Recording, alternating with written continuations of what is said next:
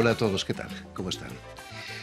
Para los que hemos vivido en una isla, el viento es algo muy natural, casi como un amigo si no sopla demasiado fuerte, pero por todos he sabido que si el viento es constante y violento, puede provocar cambios de humor e incluso agravar algunas patologías psiquiátricas.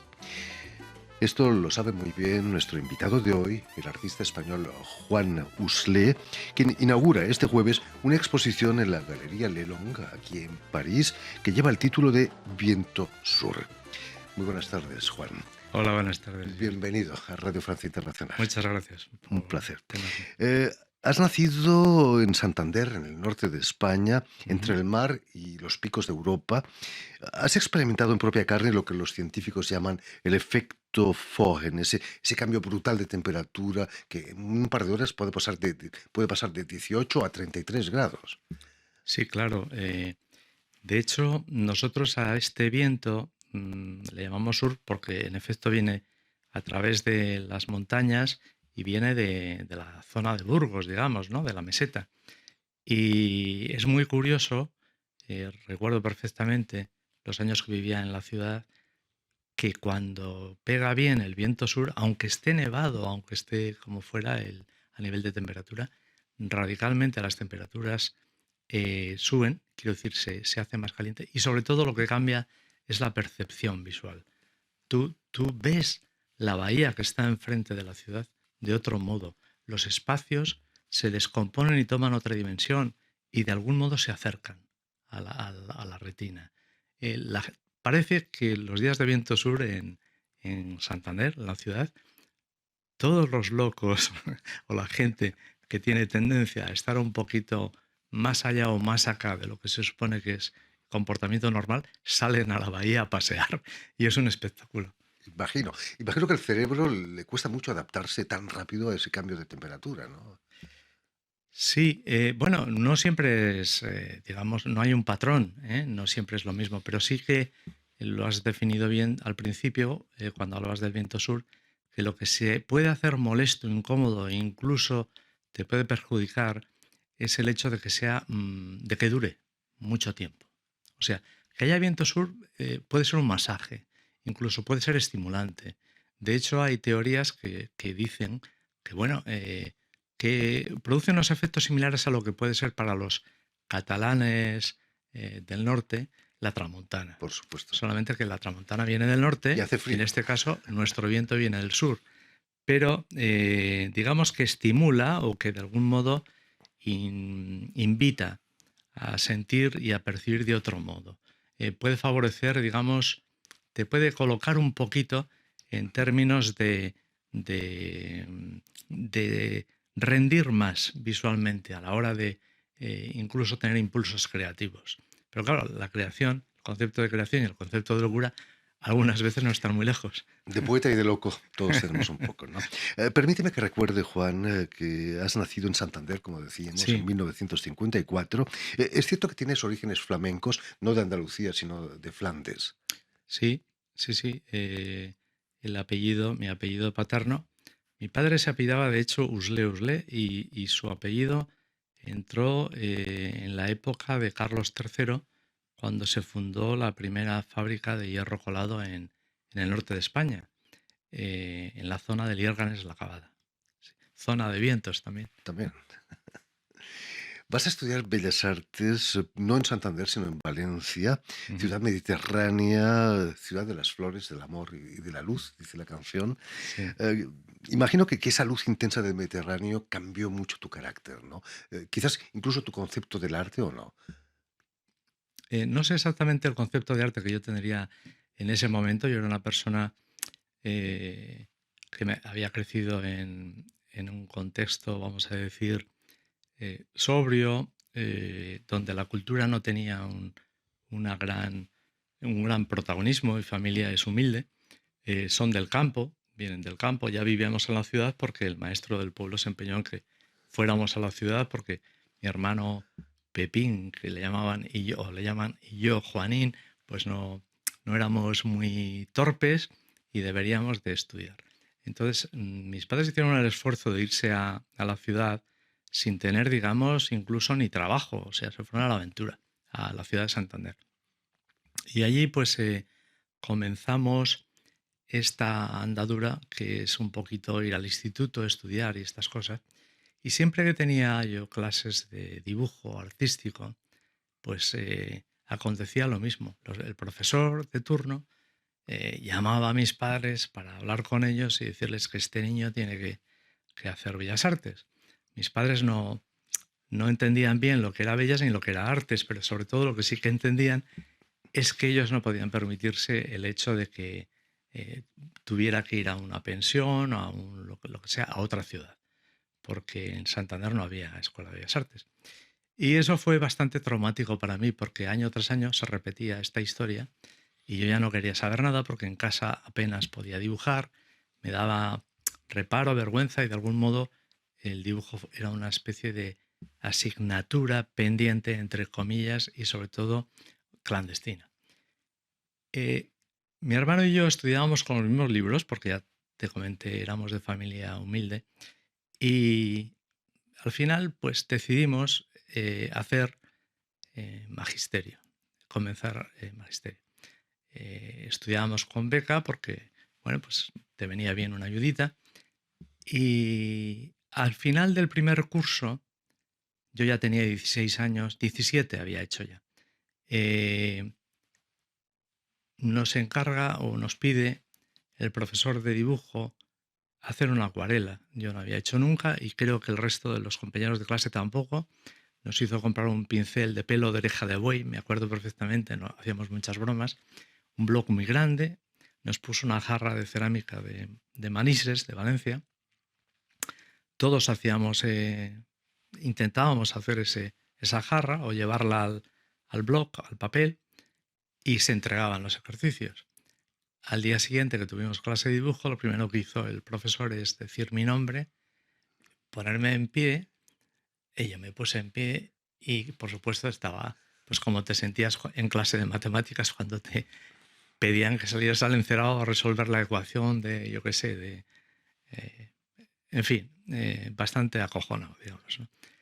Me dice, cuando acabe la clase, quédate que tengo que hablar contigo. Cuando acabó la clase le dije, mire, si lo que me va a decir es que tengo que hacer bellas artes o que va a llamar a mis padres, le digo que yo no voy a mover un dedo que es mucho mejor que no les llame, porque llevo ya bastantes años con esta historia y es bastante traumática para mí. Yo no lo sabría decir en estos términos, pero lo era. Y él me dijo, muy radical, me dijo, no les voy a llamar, dame la dirección que voy a ir a hablar con ellos. Y por culpa de este profesor es por lo que yo aterrizo en Valencia y me preparo para hacer bellas artes en Valencia. Luego él es el culpable de que yo vaya a esa tierra, como tú decías, de la luz, del amor y de estas cosas. Y la verdad es que ahí comenzó una aventura que continúa, porque yo y Valencia seguimos teniendo un vínculo muy, muy próximo. Allí, en esa tierra de la luz, del amor, vas a conocer a Victoria Cevera, artista.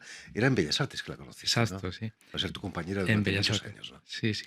Lo primero que sentí en Valencia, al principio pasé un verano preparándome para Bellas Artes más solo que la una, ¿no? Porque claro, además tenía que buscarme trabajillos pues para poder tener un poco de dinero, comprar material, difuminos, papel, etcétera.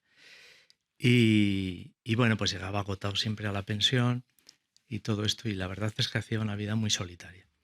Pero ya, digamos, cuando entré en la escuela, yo ya era una persona muy abierta. Ya no era el chico tímido, vamos a decir, encerrado del norte, con cierto humor, porque siempre lo he tenido, pero no era esa especie de personaje hierático y serio. Ya estaba un poco más despendolado, más abierto. Y me encantaba sentir, pues eso, esa otra temperatura, esa otra luminosidad. Me costaba ver, porque los ojos se me achinaban para poder, digamos, entender los matices que me presentaba la realidad, porque el sol allí es muy fuerte, Una luz muy fantástica, ¿no? potente. Pero me sentí muy liberado, me sentí muy abierto. Miraba a la gente y miraba los brazos, los hombros, la carne de las personas. Esto en el norte lo veías todo o te lo imaginabas a través de un paraguas que generalmente cubría nuestro caminar hacia el objetivo, ¿no? Terrible. Y allí pues era otro mundo y me sentí muy liberado y muy a gusto, la verdad. Ahí conoces a Victoria Civera y con Sí, ella en el 86 os vais a instalar en a Nueva York, a Brooklyn, si no me equivoco. ¿Fue en esos años? sí. Primero conozco a Vicky en las clases, pero pertenecíamos a grupos diferentes. Entonces era curioso porque los que no fumábamos, cuando había descanso para las modelos o para los modelos, en vez de ir al claustro o a la calle a fumar, pues bueno, dábamos una vuelta por las otras aulas donde había otros estudiantes practicando, ¿no? En clases de pintura. Y yo me solía parar siempre pues delante de las mismas obras. Y concretamente siempre paraba enfrente de alguien que no sabía quién era. Pero después de los años, ya cuando nos comentábamos estas cosas y ya estábamos juntos, pues Vicky me comentaba que a ella le ocurría exactamente lo mismo. O sea, yo conocí a Vicky a través de su pintura y ella me conocía a mí a través de lo que yo hacía, pero no nos conocíamos físicamente. Fue un amigo, precisamente de su pueblo, pero muy amigo mío, porque habíamos pasado un verano trabajando en Ginebra para tener un poco de dinero y comenzar la carrera, quien los presentó. Y ahí pues comenzamos una especie de journée, porque es como un viaje muy largo y episódico que continúa. Dejar de fumar es muy bueno y no fumar mejor todavía, lleva a cosas muy interesantes, ¿no? Hablamos del choque cultural con Valencia, con Nueva York debe ser todavía mayor, ¿no? Ese choque.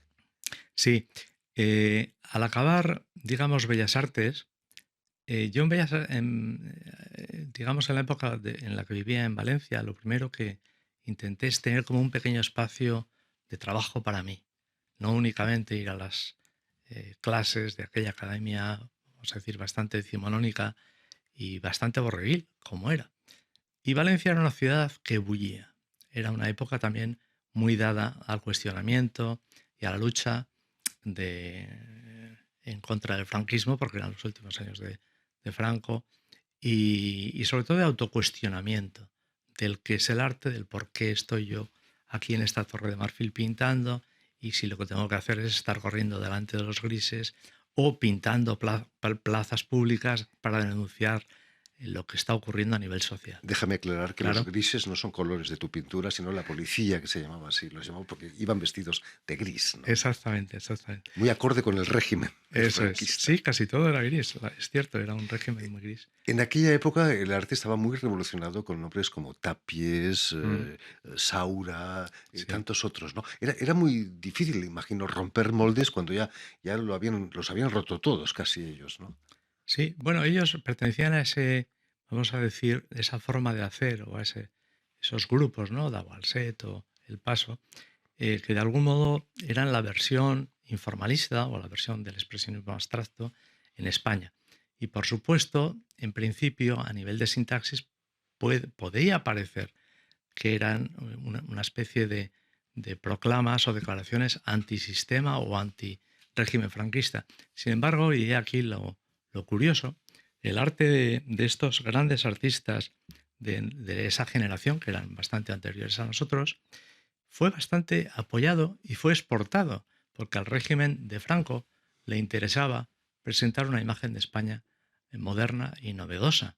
Entonces, eh, bueno, Tapies gana una Bienal de Venecia en aquellos años, todos ellos van a la Bienal de Sao Paulo, etcétera, etcétera, etcétera. Pero esto no tenía mucho que ver con la academia, es decir, con la Escuela de Bellas Artes donde nosotros estudiábamos, porque la Escuela de Bellas Artes donde nosotros estudiábamos permanecía en el siglo XIX. Entonces nosotros, lógicamente, tuvimos que salir a la calle, tuvimos que aprender y contactar con las cosas que eran últimas o más modernas en el ejercicio o la práctica del arte en España y por supuesto también porque no puede parar un joven de recibir información cuando vive en un país donde la información está censurada. Entonces nos informábamos de todo lo que podíamos y todo lo que podíamos nos llevaba bastante cerca de lo que estaba pasando en el mundo, que no era necesariamente lo que pasaba en España, sino algo más radical. Y acabamos pues en cosas mucho más digamos, relacionadas con John Cage, con, no sé, con la música conceptual, con el arte conceptual y otras cosas, ¿no?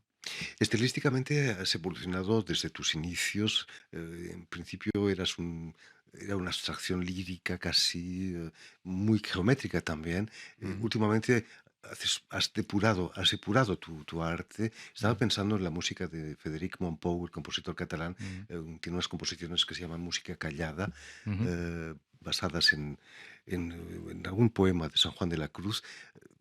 ¿Has intentado despojarte de cosas para llegar a lo que estás haciendo hoy en día? Sí, no es que lo haya intentado, pero yo creo que en la vida, eh, cuando eres joven tienes mucha energía. Eres un torrente.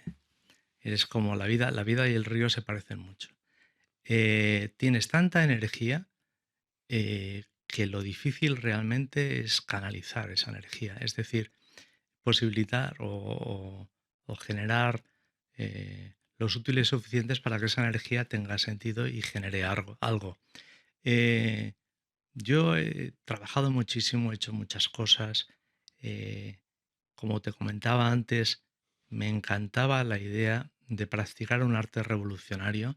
Creía firmemente cuando era joven, en esos años, recuerdo en las asambleas, en la escuela, por ejemplo, que yo eh, trataba de convencer a mis compañeros de que la pintura, tal y como se concebía en aquella escuela, no tenía ningún sentido y que, por supuesto, que incluso Velázquez, si viviera en nuestra época, haría cine. Ahora no lo creo necesariamente, pero en aquel momento me venía muy bien para lo que yo quería decir.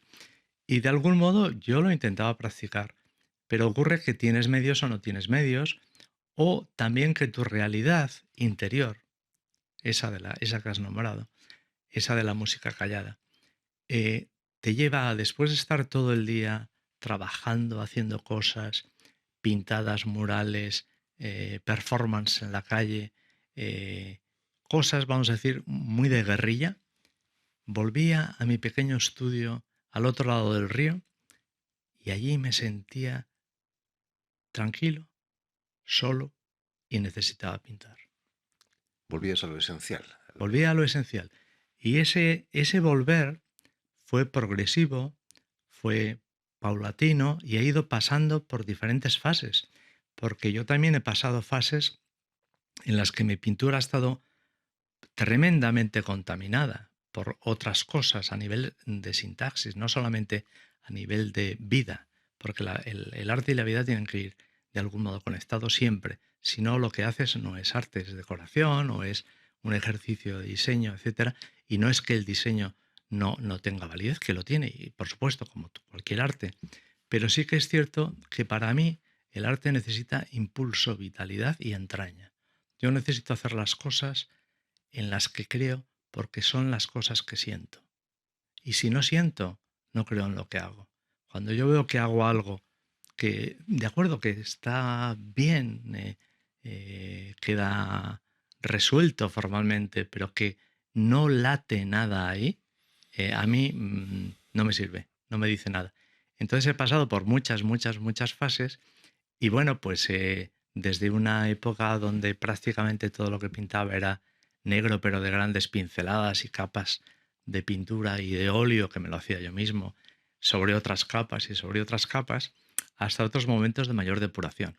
Esta fase la pasé en mi regreso, en nuestro regreso, el de Vicky y mío, a Cantabria, después de acabar Bellas Artes, porque me ofrecieron un trabajo. Y tener un trabajo en aquella época te permitía no solamente comer, sino también comprar materiales para poder seguir pintando. Pero luego tuve mucha suerte, yo siempre he tenido una gran suerte y siempre cuando alguien veía algún trabajo mío, pues me ofrecía algo, la posibilidad de participar en una exposición colectiva, lo mismo con Vicky, ¿eh? O no sé, incluso hacer una exposición individual, etcétera. Y de algún modo, poco a poco, me iban robando del mundo de la enseñanza y me iban metiendo en el mundo del arte. Yo lleno de dudas, porque aunque estaba muy liberado a nivel vital y a nivel personal y sensorial y tal, pero a nivel de confrontarte con la realidad y pensar de qué vas a vivir y sobre todo ya tuvimos una niña, ¿eh? Entonces ya me costaba más, porque claro, La tú no puedes responsabilidad. decidir el futuro o la vida de un ser que acaba de nacer si no tienes un sueldo mínimo o fijo al mes, etcétera. Pero me lancé al ruedo. Entonces comencé a hacer exposiciones, cada vez me salían mejor, tuve muy buena respuesta de público y crítica, sobre todo. Las respuestas críticas son muy importantes, sobre todo al comienzo, ¿no? Porque te sitúan como en ciertos niveles y te dan la posibilidad de exponer o de acceder a ventanas, a plataformas donde Que te abren otras la puertas. gente te ve y también incluso te demandan tu obra o la compran, ¿no? Y en esto yo siempre he dicho, y creo que es cierto, que he tenido mucha suerte. En la exposición que inauguras este jueves aquí en París, en la Galería Le Long, Viento Sur, imagino que ha sido muy bien recibida, si vemos el clima terrible que estamos teniendo estas semanas aquí en París, ¿no? Está bien Sí, que el viento sur llegue a París también, ¿no? sí. Bueno, no lo sé cómo ha sido porque comienza el jueves, ¿no? Mañana. Pero de momento yo he tenido una buena acogida por parte de los miembros de la galería. He visto a Jan, he visto a Patrice, he visto a François, como dentro de esta relación seria y profesional que mantenemos, pero los he visto optimistas y, digamos, como en karma, como buena onda, ¿eh? Y, y creo que, o espero, vamos a ver cómo va. No quiero decir que espero que vaya bien, que las cosas se desarrollen con normalidad y vamos a ver, yo he trabajado la exposición a fondo y a tope porque vivo muy intensamente lo que hago, me gusta muchísimo mi profesión, soy un enamorado de la pintura y de mi profesión, sigo pintando por eso, no porque la pintura piense que sea el único medio ni el mejor, pero creo que es un medio más al que hay que respetar porque tengo la seguridad y sobre todo siento esa experiencia de percibir y de proponer en y desde la pintura con mucha, es que la palabra verdad no me gusta mucho, pero sí con mucha intensidad. O sea, Por le da supuesto. mucho sentido a mi vida. Entonces, vamos a ver. En fin, pues ya lo saben, tienen una cita en la Galería Le Long, aquí en París, para la exposición del artista español Juan Usler, que lleva el título Viento Sur. Muchísimas gracias, Juan, por haber estado Gracias a aquí ti, con Jordi. nosotros. Permíteme también que dé las gracias a Diego Tenorio y a Robin Cuseno, que se han ocupado de la realización del programa, y también saludar a nuestros telespectadores, porque también los tenemos, que nos Claro. siguen en toda América Latina, gracias a la cadena Unión Continental Latinoamericana, y también Ujú. a una red que se llama TAL, que reúne televisoras públicas y universitarias de toda América Latina. Por supuesto. Y a ustedes, muchísimas gracias por su atención y les damos cita para una nueva edición de El Invitado de Radio Francia Internacional.